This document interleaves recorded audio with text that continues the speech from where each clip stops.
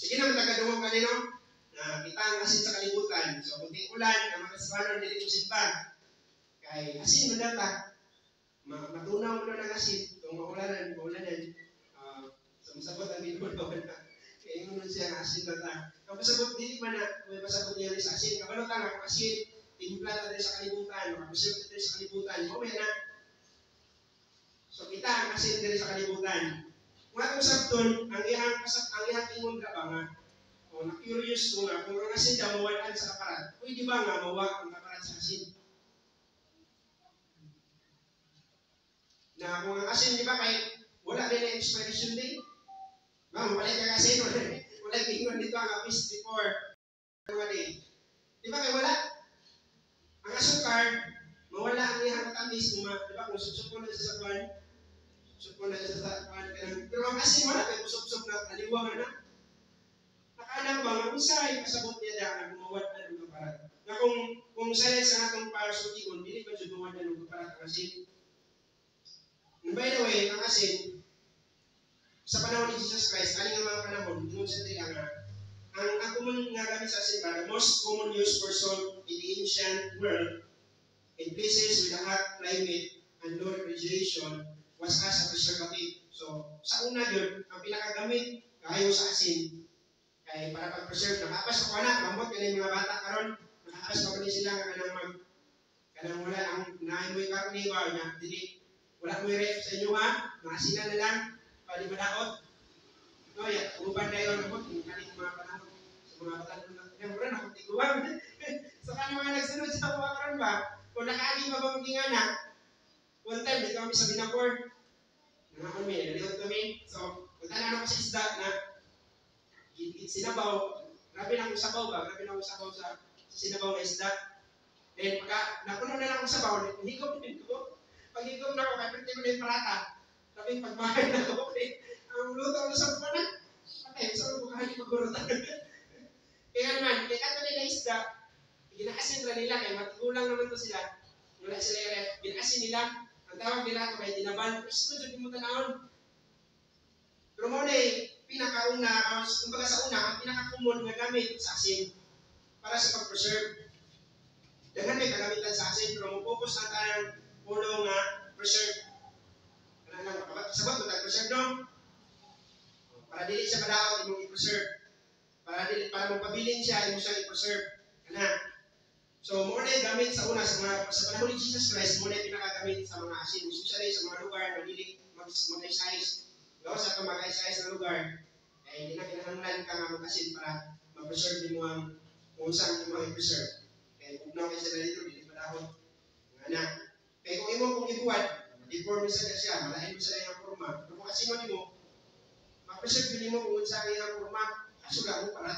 Kaya nga na ba, then, in its natural form, without additives, so kung kumbaga ang asin, kung normal na dito ang asin, wala sa madungatan, salt does not lose its saltness or flavor. Dili yun na siya, itapang ang asin. Kumbaga kung ang asin, masagdan na bitamin mo siya, dili na siya makontaminated, dili yun daw mawala ang kapalat sa asin. Consumable salt is a mineral compound consisting of sodium and chloride. Ano ito sa asin, no? Sodium chloride. Hindi man bingon ka dito sa tindahan. Papalita ng sodium chloride. Lupon din ka sa tindira. Sa kabalungan niya, ang nang sabi tawag kaya na scientific name, di ba? O ba na? Scientific name? Or sa table of elements, NaCl mo na siya, no? O, yan na. So, muna ang name yun, ang sodium chloride. Muna asin. Kumbaga, muna siya ang minerals na consist asin. It is extremely stable. So, ang sodium chloride, extremely stable. Therefore, cannot lose its stable. So, dili na sila magbulag, cannot na compound. Cannot sila ng mga minerals. Kaya, stable kaya sila. So, dili yun. So, sa akto na pagka-istorya, ang asin, dili yun na siya buwan ang kaparat. Kunya, sa unang panahon, panahon ng Lord, sa unang panahon di ay, ang asin, ginagamit na nila, ang puno nga kanang salary. Sweldo. Di ba? Kamalong kay salary, no? Ang salary kay sweldo. Yung siya daraan, mga salary comes from the Latin word salarium, which also means salary, and has the root, ay ang root word na ang sal, or salt. In ancient Rome, it specially meant the amount of money allotted to a Roman soldier to buy salt, which was an expensive but essential commodity. Today, salt is an inexpensive purchase at the grocery store, and your salary is certainly to be paid in your country currency. So, kumbaga, sa una dahil, sa panahon sa Roman soldier, usahay, ang sweldo nila, asin, or natagaan sila of something para intended, para sa asin. Yung anak, mahal ng asin sa una, sa panahon sa Roman. Karon, may di ka kasukan ng imang sundo ng asin. may di na magmaoy ang imang kwan. No, ang imang binalawan, o imang binulanan, may di na magbayad ng sundo ng asin. Pero sa una dahil, maulay na itulong sa salary, kay sundo dahil, ang baga, bago sa ilaba, especially sa mga Roman soldiers, asin ang ihatag instead na kwarta. Or na something allotted para ng mga butanga. Kaya gamit yan nila sa una. So, muna ang naitulong ang salary. Kumbaga diya ay sa ikan. So, yung na ang sol. Pero ang atong isbutan karon kanang i-preserve na itong sol. Ang sol man kay preservative siya, pero ako kitaganog meaning ang sol. Kumbaga, so may tawagan na yan na kanang yes, acronym, no? Acronym mo yung anak. So, ito taga-acronym ang sol karon. Naamay na itong i-preserve. Kaya naman, ang pasabot naman niya diha is dili ang kapalat. Kumbaga, ikaw, mag-Kristohanon, asin na sa kalibutan, ikaw sa iyong asin sa kalibutan. So, kung sa may, dapat nimong i-preserve para magpabilin ang imong kapalat. So, sa man ang kapalat, angay na itong ipabilin. Na. So, kaya ipat naman ang kalitra ng salt, o dalita. Okay, so number 1. Sa litrang is. Okay, sa litrang is, kasi angay na itong i-preserve. Kaya ano, kung mawadaan natin sa kapalat, isang nabulos na ito. Pinabad sa gawas, kaya ka dito tamak-tamakan. Number 1, letter S. Atong i-preserve ang ulong separation. Kabantay ka sa kalibutan karon. Gamay na lang kayo ang nag-preserve aning mga butanga. Ingon si Jesus Christ sa text nga akong nibasa. Ingon siya na, ye are the salt of the earth. But if the salt have lost the savor, wherewith shall it be salted? It is thenceforth good for nothing, but to be cast out and to be trodden underfoot of men. Kung mawadhan natin sa kapalat, kung saan ang pulos na ito, ang ngayon na tamak-tamakan. So kung dili na ito i-preserve, ang letter S ng mga separation, wala. Ano kinahanglan natin i-preserve? Kung gamay na lang kayo ang mga simbahan na nagtudluan eh. Gamay na lang yun kayo. Gani, bisan sa mga simbahan na gitudluan, ang utang kung i-preserve pa ba po sa mga ipatudluan. So, sa daw, pulos, kung mawala na ang ating mga kaparat, mawala na ang mga lamig. So, ato ni siyang ipabilin. Yung 2 Corinthians, chapter 6, verse 17, nga sana yung pagkasulti lang. 2 Corinthians chapter 6 verse 17. And be separate, see it the Lord, and touch not the unclean thing, and I will receive you. Kana ba? Ingon siya draan na, come out from among them, and be ye separate. Naagyon na ang separation.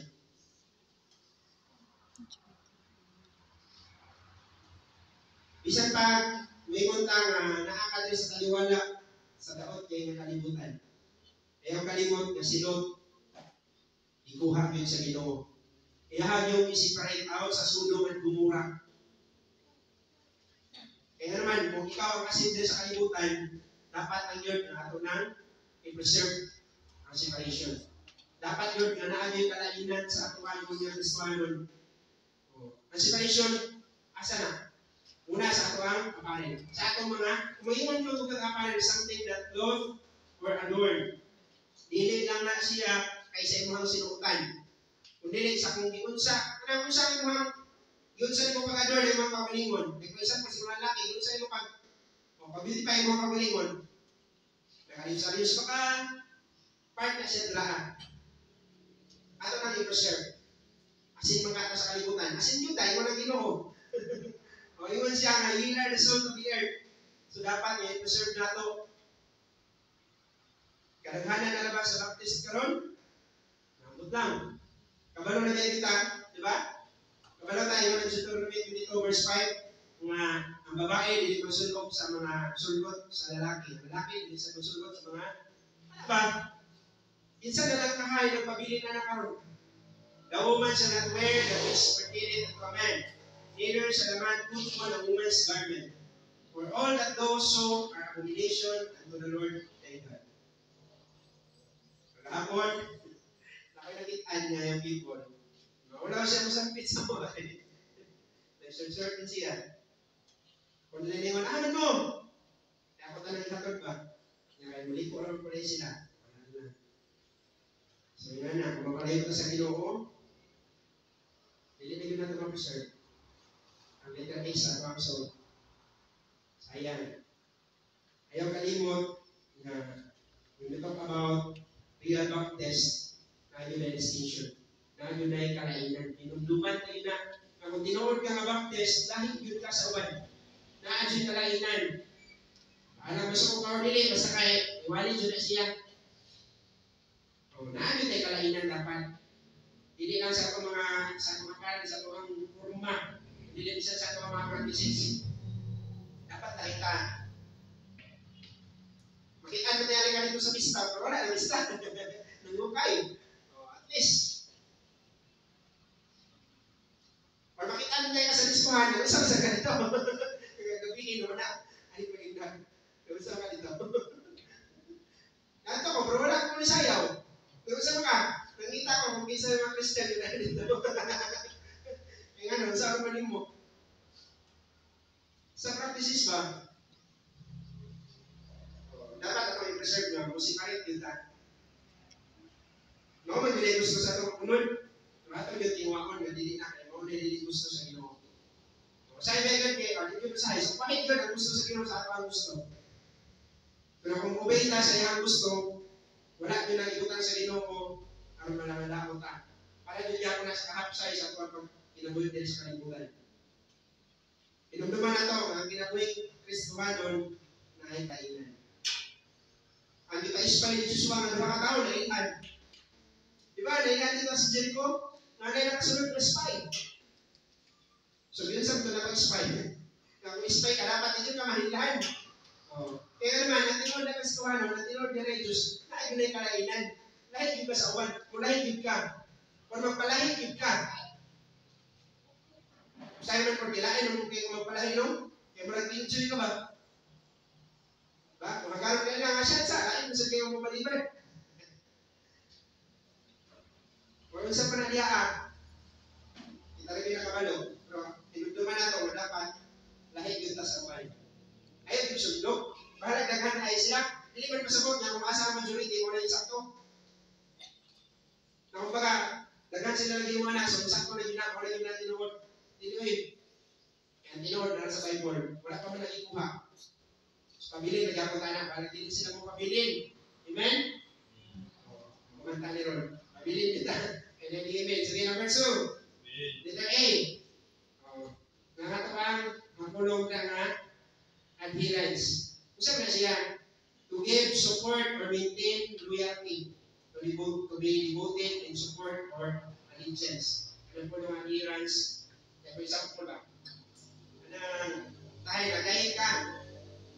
So tungod kay, nanang tulong ang adherence, imang kay.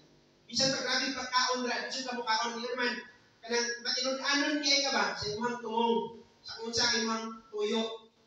Kanang matinud-anon ka, so kalami ito na kay kaon, so dili ka mukhaon.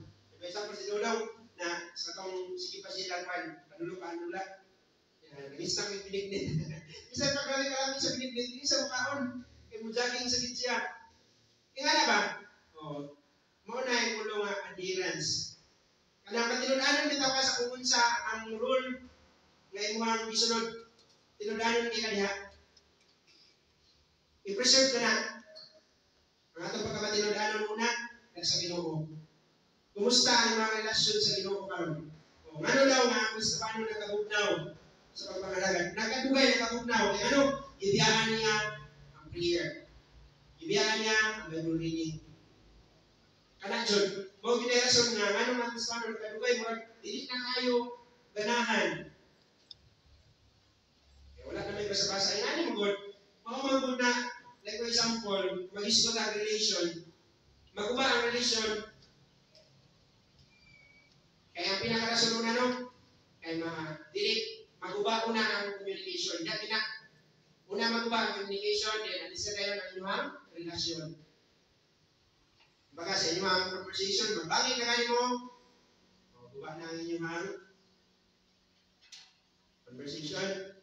So, kuman din na hangtod ng kalugayan, magbulag kita. Di man nila magkasinabot.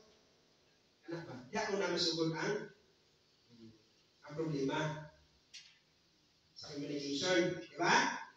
Kalau matana, sige na mag-iwan sa pastor na. Isin po rin nga sa Ginoo. Kasi communication ato sa Ginoo. Kung saan din mo aron na istorya ang Ginoo, through prayer. Prayer. Kung saan na aron makikistorya ang Ginoo sa inyong through Bible reading, sa pagpaminaw sa mga pulong.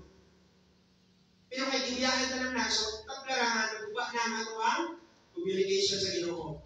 So nga namang relasyon na ito, wala na dahil hindi na kayo nindot. Tungkol kaya communication, iguba na ito muna. Hindi siya nagbuba, kita. Nga naman, wala na kayo panahon na makikistorya sa iya ha. Wala na pa rin mong tagait panahon na makikistorya siya sa inyo ha. Kung diyan na dahil magsugod ang problema. Isa man sa tuwa karon na nagpadayon gyapon siya mga Bible reading. Nga kung naay goal sa una, mao rin gyapon na karon. Kaubos bigid no? Kaubos ni ani, abot lang ka ako no kasi para sa panahon ani, na. Ila makabasa pa para sa chapter. Sa labas pa sa Bible school, chapter sila ginabasa. Kada adlaw. Kung iguna nimo chapter kada adlaw. Saktuhan juga na. Okay, mga Bible student sa ito sila. So ako mga katunga ako, sisra ako chapter a day. Kumbaga akong gihimo, 4 chapter sa Old Testament niya, 2 chapters sa New Testament. So sa isa ka tuig, mabasa nimo og kaduha ang Bible. Pero ang New Testament, mabasa na nimo kaupat. Duha ka balikan. O, yun na siya. Kung 6 chapter a day, niya, upat sa Old Testament, upat sa New Testament. So, mahurat na mo ang New Testament, napaka sa mga Psalms, o di pa abot niya. Basta kay, ang Bible, mabasa mo kaduha ang New Testament, niya, isa sa Old Testament. Sa isa katuwid, kaduha na mo siya mabasa, ang New Testament, upat. Upat na mo mabasa. Pero ang pinakapunto niya, importante kayo na siya sa atong relasyon sa Ginoo. Kaya naman, di ako sugod ang kaguba ang akong relasyon kung mabiyaan na ng mga butang na. So, nag-iwan, makaya na ito nga magtrabaho 8 hours, 6 hours, makaya ka na. Pero ambot na kaya ang prayer ng 1 hour, makaya ka ba na?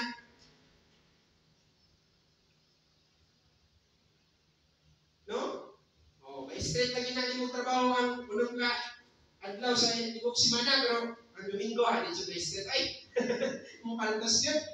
Kaya naman, tungkol ba kayo wala kayo madawat ng naman? Hindi ka madawat.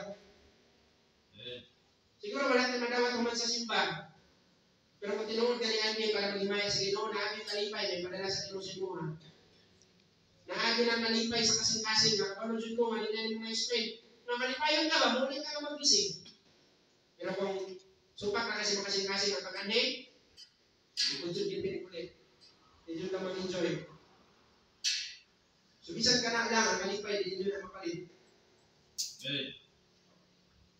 Pero suko na pamalalungon, yung anak yun na nahita ko sa tuwa karon. Pero, muna, ato nang i-present ang nabutang na. Ang ato ang loyalty, ang ato ang faithfulness sa Ginoo. I-present na ang ato communication sa Ginoo. Ato ang dili lang sa Christ, bisan sa atong church. Dahil mga tao may convince na galing, ingani nga na ubalhin, invite lang ako lang pastor ba, mabisita ko na yun dito. Kung sa may rason nga ano matong kaglain. Sige daw. Di ba no? Nainganan ito na gustuhanon. Saya kayo. Ingani, faithful ta sa kung asa agrestic. Ingani ba, usayang tao, faithful siya sa kung unsa ang gidinig sa iya nga dito sa kalibutan. Pero sa Ginoo, nabot lang. Dati, faithful kayo na siya sa mga restrict dito ako nasa sa eskwelahan. Diba sa eskwelahan, pwede mag-cellphone, wala mag-klase? Siguro na ayaw mag-cellphone. Pero kung katong mga nagtarong, katong naminaw yun, kung gusto yun ng katon, hindi pinag sa mag-cellphone. So pasabot lang, hindi ka gusto ng katon din sa simbahan. Kung nakakadali, mag-cellphone ba? Ganun, faithful kayo ka sa restriction dito sa school. Kumingon sila nga, dapat ingana, dito sa kamali. Sa mga sa una, sa nasyonal, magulang na sa itong mga advisor. Manira na yun. Kaya ikaw may nalit, pero siratan ka sa gawas. Di ka matindans. Yung mga plina na yun, musunod na rin ka. Musunod na rin ka, absent ka. Labi ka, buhay kayo sa sir. Kaya hindi sarap, dalawang nilapultahan ka. Ano na yun? Manira na yun, okay. Manawag na nila siya. Ito ang ka sa gawas. Gawin kayo. So ikaw, kumbaga, gitawon ka na, manikamot na. Ingana ba? Di ba? Sa trabaho. Kung sa may mga restriction sa trabaho, kung mga trabaho, hindi yun. Ang trabaho yun. Kayo, ang nagsaon sa sila, para makatilaw sila ito na yung preserve. Eh, para ni sila ka. Wala sila masundog kung hindi ka maghimog example karon. So at least, isang gamay kita na simbahan, pero nagpabilita sa kung sa ginanimo sa Bible. Amen? Okay, last. Katulog ko na eh. Dali na kayo. Dito kayo. Doon sa ikondra. Dito kayo. Atong i-preserve ang atong leader. Yan o. Kung wala na tayo leader, pamalandungi daw. Pamalandungi ang atong kahintang karon. Pamalandungi ang atong kahintang karon. Wala na tayo leader. No, kung na yung mga problema, kasi itong pautan yun. Kung na tayo mga problema karon, kasi itong pautan yun. Kung saan na ito sa mag-preserve sa atong leader? Through prayer. Pinagi sa ato ang support sa ibang pagpakita natin sa simbahan. Sa panahon ni Apostol Peter, sa Acts chapter 12, verse 1 to 5, kung mabasa niya, nasa dihang ginakop si Peter kay Patyon, sunod kang James. Kasi gaya mo sa mga nagsunod siya. Diba yung mga Bible na in the church, ang simbahan, ga-pray sila without ceasing. Gahangyo sila sa Ginoo, gaampo sila sa Ginoo nga Lord. Ano, yun ka kung siyang niyo ato. Kagawas na mo tayo na mga leader. Kagawas na mo tayo na mga pastor, Lord. Masahon. Yung sa 3 now about that time, Herod the king stretched forth his hand to make certain of the church. And he killed James, the brother of John, with the sword. And because he saw that it pleased the Jews, he proceeded further to take Peter also.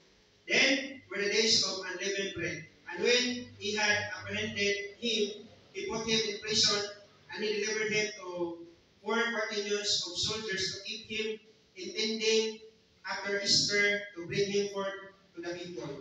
Peter therefore was kept in prison. Kaniba? But prayer was made without ceasing from the church to God for him.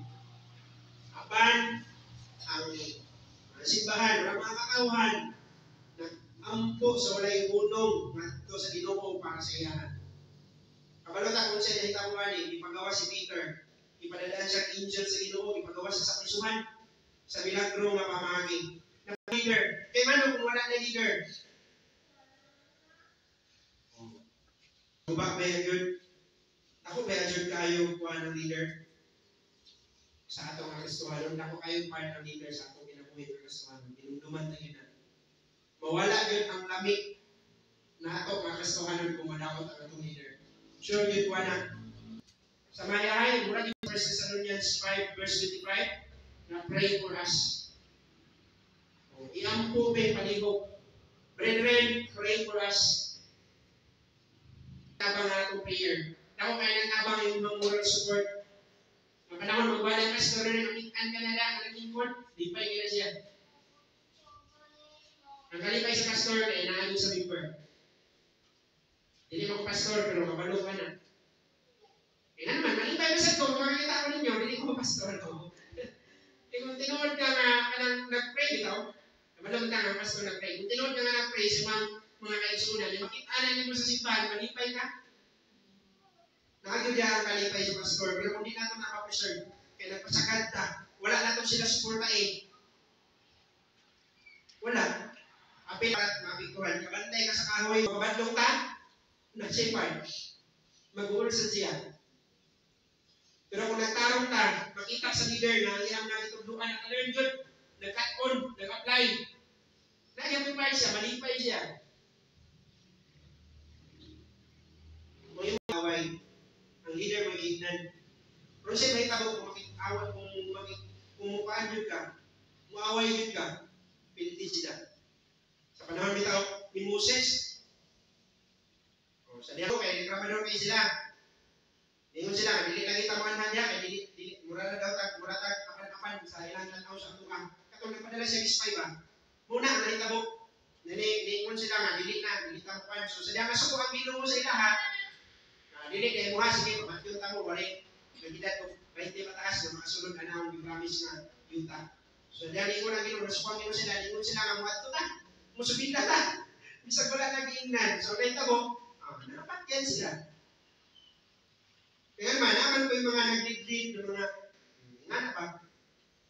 Mga